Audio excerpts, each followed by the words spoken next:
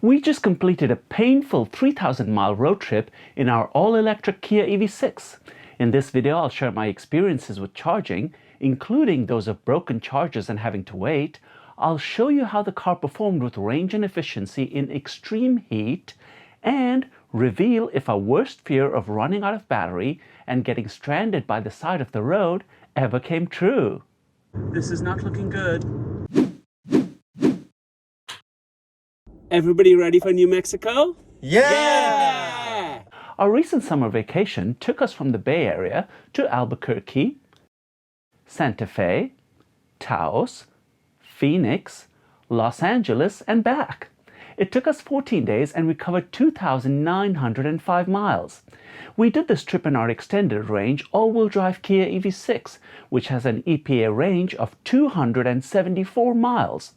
Unfortunately, unlike some cars like the Polestar 2 and Mercedes EQS, the Kia doesn't plan out charging stops on a road trip. All it does is tell you that there's insufficient charge, and you have to manually figure out and enter in your charge stops. This can be really painful and time-consuming to do yourself. For road trips, I like to use a Better Route Planner, or ABRP for short, because it will plan out the stops for you.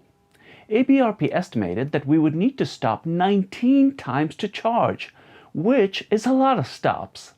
In actuality, we ended up charging 23 times, 2 of them at AC Level 2 chargers and 21 of them at DC fast chargers.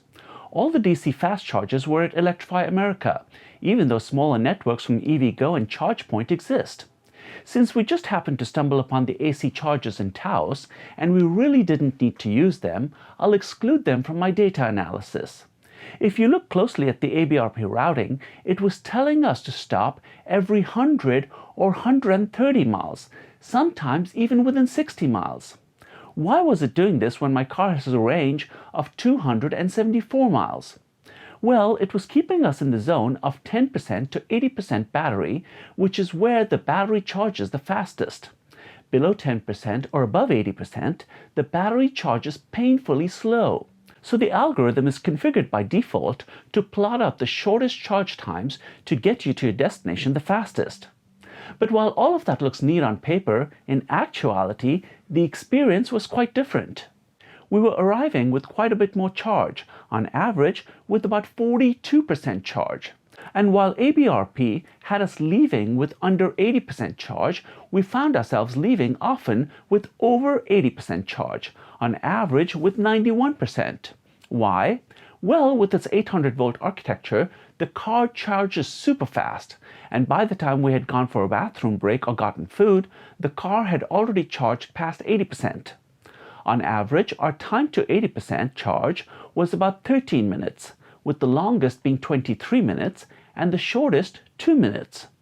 We were super lucky in that out of our 21 DC charge stops, 16 of them were at 350 kilowatt chargers, which really helped the fast charging to 80%. On average, our total charge time was 30 minutes, with the longest being just over an hour and the shortest being 15 minutes. What did we do during this time? Some of us worked on making music on the laptop, some of us did work emails, and some of us just sat around looking cute. We also ate, although the choices were very disappointing. How's your fast food meal? Greasy. In total, over the course of 14 days, we spent 10 hours and 26 minutes charging, far less than we did sleeping, if you know the article I'm referring to. But while charging time was pretty good, there were plenty of things about the charging experience that weren't good. Consistently, we found that chargers were broken. And as there was no way to tell which one was broken as you drove up, I often had to reposition my car. Perhaps Electrify America can turn the green LED to red if it's broken. That would really help. More than 50% of the stations we visited had at least one charger broken. This meant that I also had to check ahead of time to see how many chargers were available and decide if we should go to another station. And that was painful to have to do every day. Given this brand new charging infrastructure, I just don't understand how so many chargers can be broken.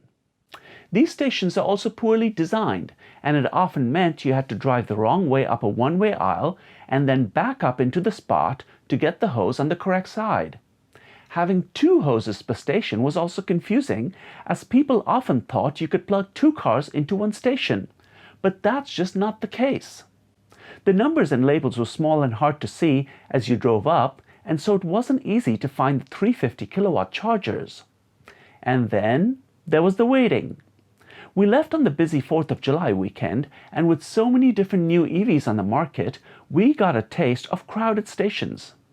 For example, when we got to the Electrify America chargers in Lost Hills, all 4 of the chargers were in use. I was waiting for the charger along with another EQS you can see hiding behind me.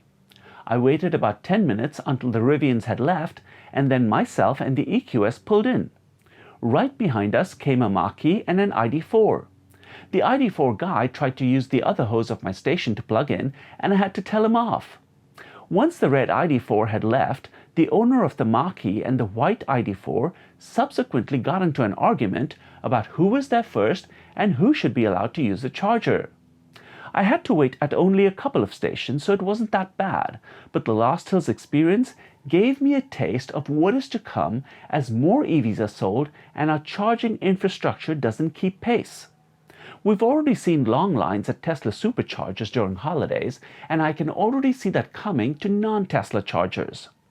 The biggest station we encountered was in Albuquerque and had 10 chargers, but more typically they had 4 chargers. Half of the stations were at Walmarts, others were at gas stations or hotels. Speaking of hotels, you're probably wondering why we didn't charge overnight at hotels.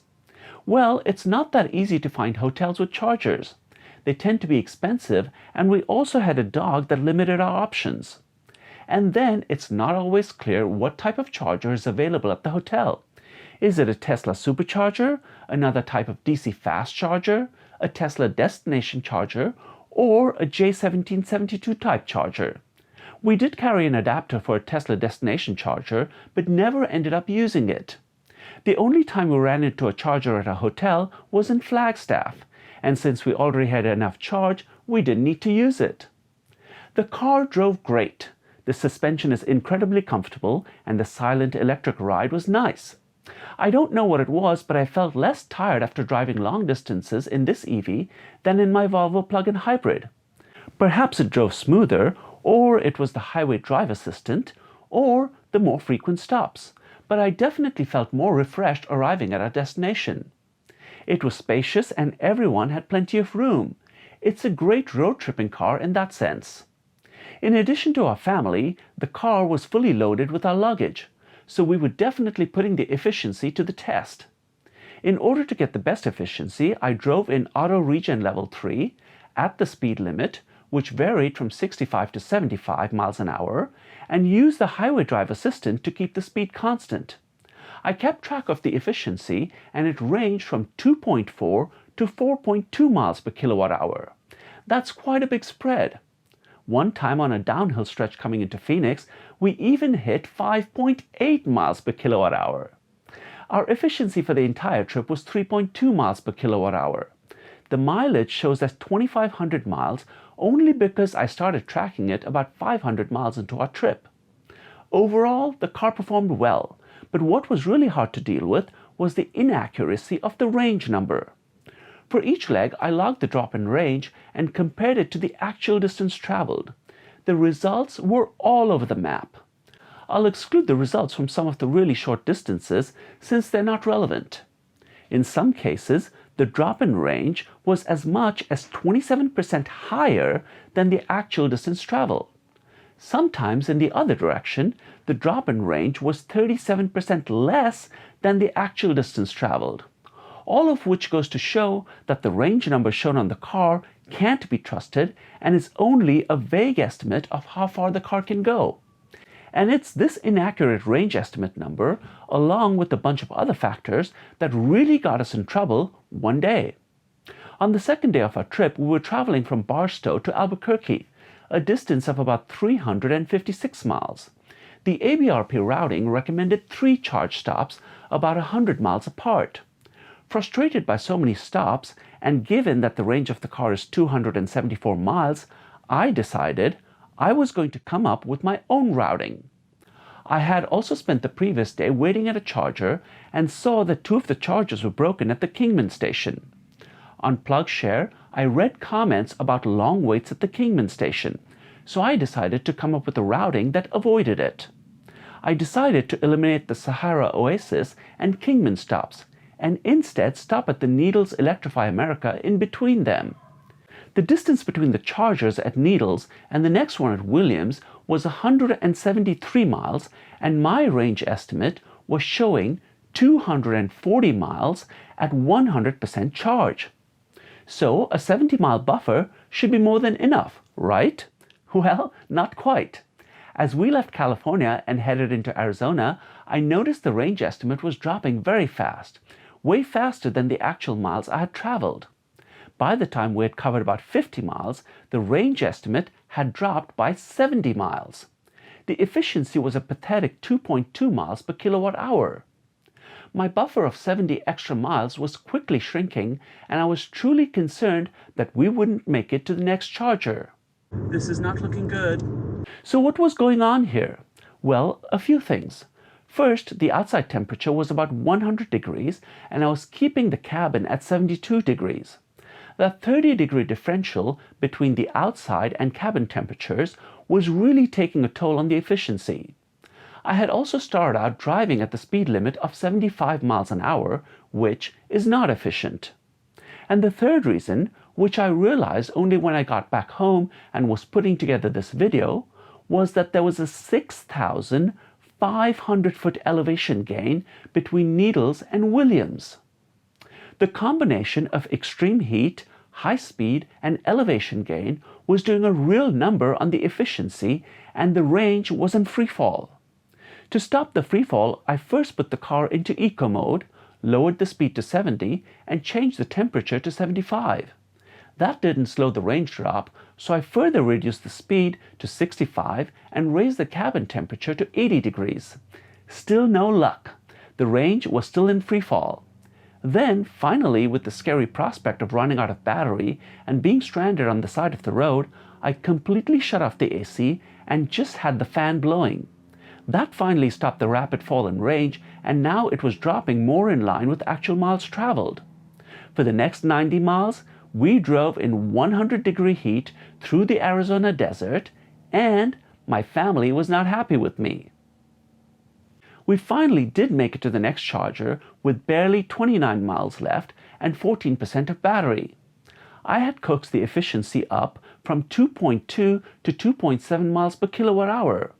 I'm convinced that had I not dropped the speed and turned off the AC, we would have been stranded on the side of the road in the hot desert waiting for a tow truck on the July 4th holiday.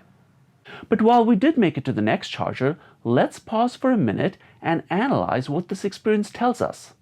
It tells us that a fully loaded EV with 100% battery, driven at 75 miles an hour in 100-degree heat on a road with an elevation gain, would not have gone 170 miles. That is a truly shocking conclusion for a car that is rated at 274 miles. Of course, a gas car would have struggled too under these conditions, but there would have been a gas station easily accessible to fill up. The range estimate is really not to be trusted. It can be deceptive and sometimes downright dangerous. When you enter a routing, the car really needs to take into account factors such as weight, weather, elevation gain, speed, etc. into account to give a more accurate range estimate. Some cars like the Mercedes EQS do that, but my Kia certainly doesn't. And that's why I now have a newfound respect for ABRP. It does take into account all these different factors in making its recommendation, and that explains more of why it was recommending so many stops. After this experience, I just went with the ABRP recommendation and never had any range anxiety. But while there are challenges with range, there are also significant benefits with an EV road trip. I had the free 1,000 kilowatt-hour promotion from Electrify America, so I ended up paying $0 for electricity. Even if I did have to pay out of pocket, it would have cost me a total of $370.23. With gas prices being where they are, if I had taken my Volvo XC60 plug-in hybrid on this trip, per the EPA, it would have cost me about $543 in gas. So that's a good savings. And then, of course, there are the environmental benefits of EVs. But honestly, by the end of the trip, after 23 charges, sometimes up to 3 a day, I was tired of it all. I was tired of all the planning, checking for broken chargers, stopping to charge, constantly keeping an eye on the unpredictable range estimate, and so on. At times, I did long for the convenience of my gas car. So am I ready to throw in the towel on EVs? No, not a chance. From this experience, I understand it really takes a shift in mindset to go on an EV road trip, and I'm willing to make it. The extreme heat on this trip was a constant reminder of global warming and why we're moving towards EVs. I know an EV road trip will take longer, I'll make more stops, I'll have to watch my speed, but not all of those are necessarily bad things. It's a different experience than doing it in a gas car. But can all drivers make this shift in mindset? I don't know. I think in order to get more drivers to shift to EVs, we're going to have to rapidly expand the charging infrastructure, have fewer broken chargers, and keep improving the range of the cars. I think the current crop of cars with ranges in the mid 200 to low 300 miles is just not enough for road tripping. We need to be able to go much further. But there is hope. Tesla appears to be opening up its network to all EVs. That will give drivers a lot more options and allow us to go further before having to stop to charge. And there's billions being poured into developing the charging infrastructure. We just need to make sure the infrastructure keeps up with the numbers of EVs being sold. Have you been on a recent road trip in your non-Tesla EV? Please share your experience in the comments below. Please also consider making a donation using Super Thanks. It will support the many hours that I put into making these videos. Thank you for watching. Please give the video a like, share your comments below, and subscribe to the Driver Download.